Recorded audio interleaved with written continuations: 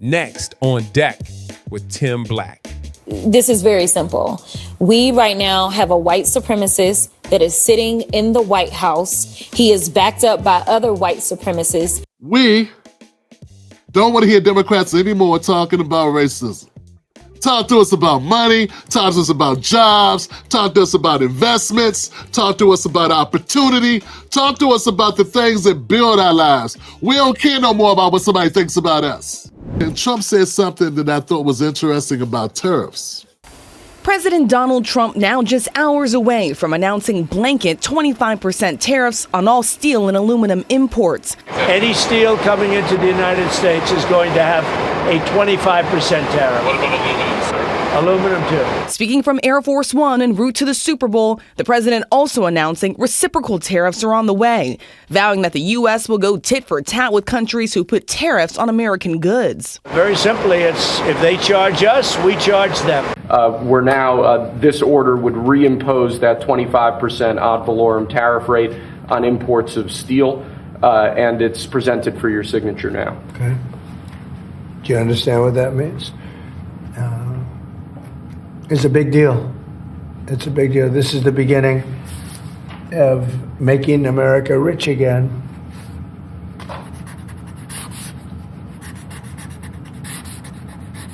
Mr. Secretary, do you have anything to say? As you know, Howard is Secretary of Commerce, doing a fantastic job. And what do you have to say about it? So when you imposed the tariffs the first time, right, you added 120,000 jobs. And since that time, it's been picked away and nicked away and excluded away, and we've lost 107,000 jobs. And remember, these aren't just general jobs. These are steel workers in America, and now you're going to bring them back. You're going to bring those 120,000 jobs back to America. You are the president who's standing up for the American steel worker, and I am just tremendously impressed and delighted to stand next to you. So let me just make a statement, and essentially this is another way of saying we're doing a 25% tariff on steel and aluminum. So the failed American trade policies have led our once incredible United States steel and aluminum industries, once incredible, not now, but they're not bad. I saved them because of my first term, totally saved them. If I didn't do what I did, I put massive tariffs, not the highest level, but pretty massive tariffs. We took in a lot of money and we took in a lot of jobs, but we were being pummeled by both friend and foe alike. Our nation requires steel and aluminum to be made in America, not in foreign lands. We need to create, in order to protect our country's future, a resurgence of U.S. manufacturing and production, the likes of which has not been seen for many decades. It's time for our great industries to come back to America. I want them back to America. This is the first of many, and you know what I mean by that. We're going to be doing others on other subjects, topics. Protecting our steel and aluminum industries is a must, and today I'm simplifying our tariffs on steel and aluminum so that everyone can understand exactly what it means. It's 25% without exceptions or exemptions, and that's all countries, no matter where it comes from, all countries. If made in the United States, however, United States of America, there is no tariff, zero. So if it's made in the United States, there is no tariff. All you have to do is make it in the United States. We don't need it from another country.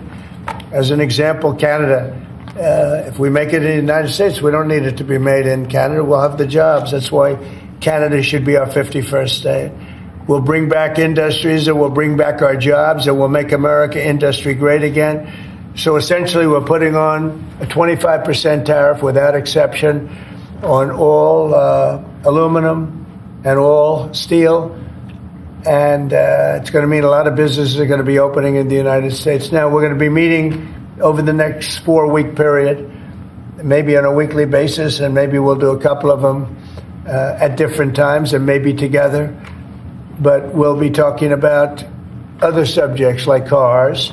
We'll be talking about drugs and pharmaceuticals. We'll be discussing chips.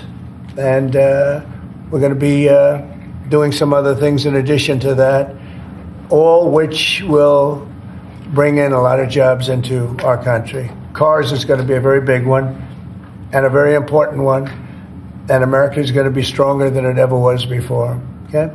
So are you finished with everything, I think? We have aluminum still to sign. Okay, here, let's sir. go. So today he announced some tariffs on steel and aluminum. And the question is, doesn't this hurt the steel companies in the United States? Won't this be passed on to consumers? No.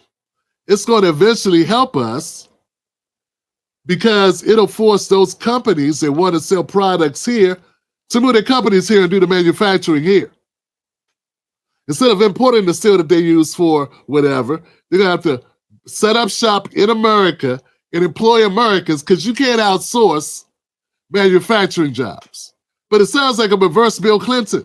Yeah, remember Bill Clinton? It was a guy that sent a lot of jobs out the door with NAFTA.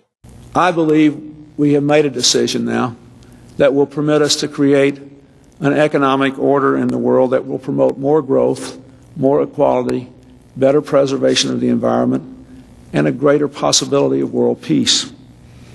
We are on the verge of a global economic expansion that is sparked by the fact that the United States at this critical moment decided that we would compete, not retreat.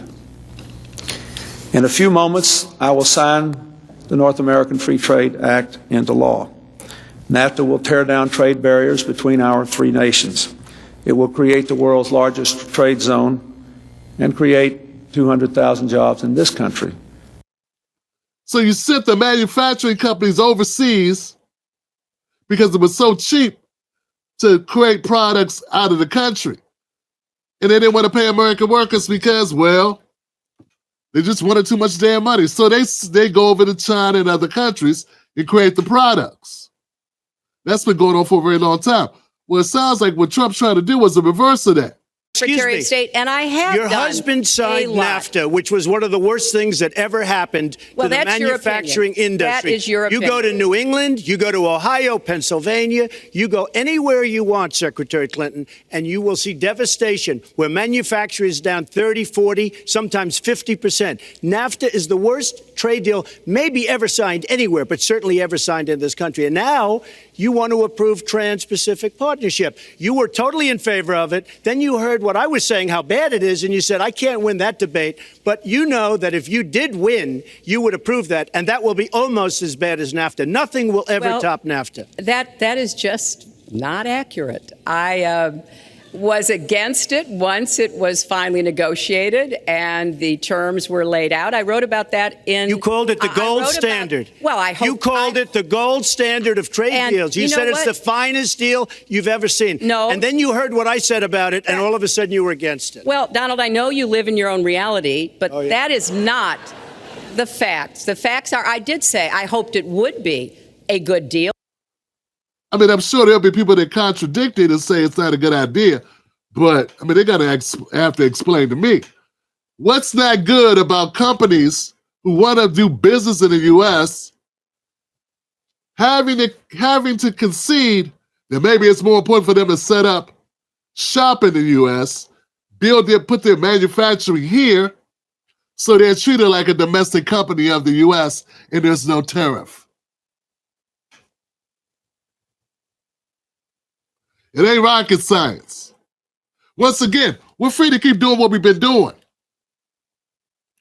which is watching jobs go away.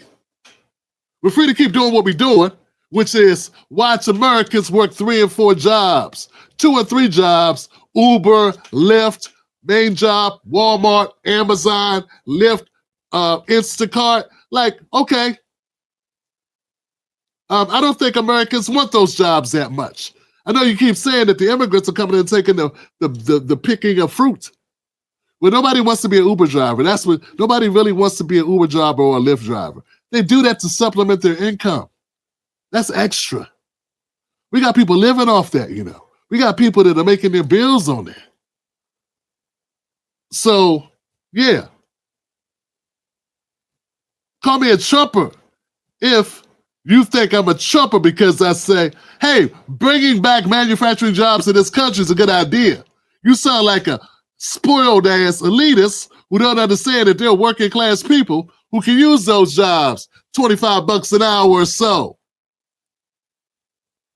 Because see, when I came up, you could do that. You could raise a family off $25, $30 an hour. I don't even know if that's possible now.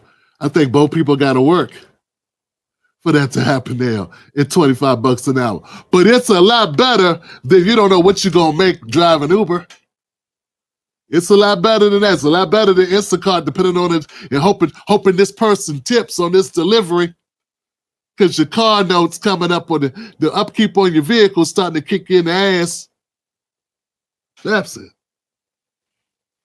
Just some of the pushback I'm getting about things is crazy. There are people with no ideas at all. They just hate Trump, so any idea is garbage. Like I said, I don't know if Trump's ideas are going to be great or not, but we need to do something different than just listen to Biden and be led around our nose by a party that only has one note, and that note starts with an R.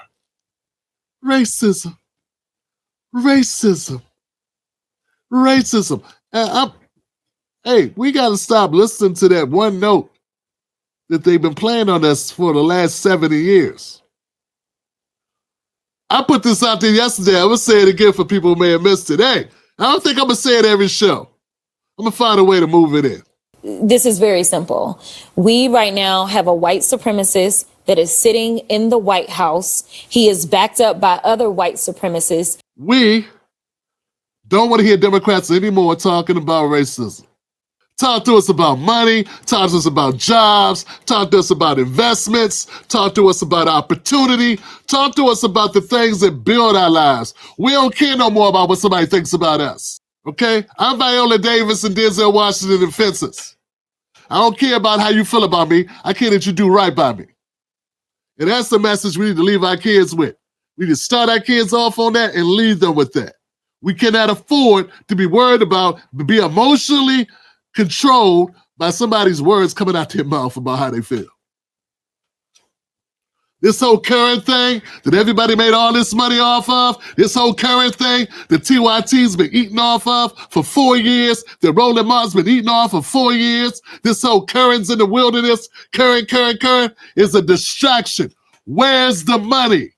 You up here upset. We up here making, TYT up here making millions of dollars off videos about a white woman calling a guy a name for being in her neighborhood, and they're getting all this money. But guess what? Giving TYT money, watching this video, getting pissed off at this white lady who said, "You don't need. What are you doing here? You don't live here." Don't change the fact you don't live there. And we need more videos about how we get to live there, or where can we go build that? Why can we build our neighborhood up? We need to start talking economics and stop giving money to TYT and to Roland Martin Unfiltered to tell us how bad white people are. We need to be talking about how ingenious we can be and how we can build up our own neighborhoods and our communities. And what are the policies that help us do that? And stop fighting fights, away games for other groups like Dreamers and LGBTQIA. And I'm going to say it, and Ukraine and all the rest of them, because it's black people on the bottom of America. We cannot afford to be the beast of burden anymore to carry all the luggage and all the pain of all the people that ever existed on the earth.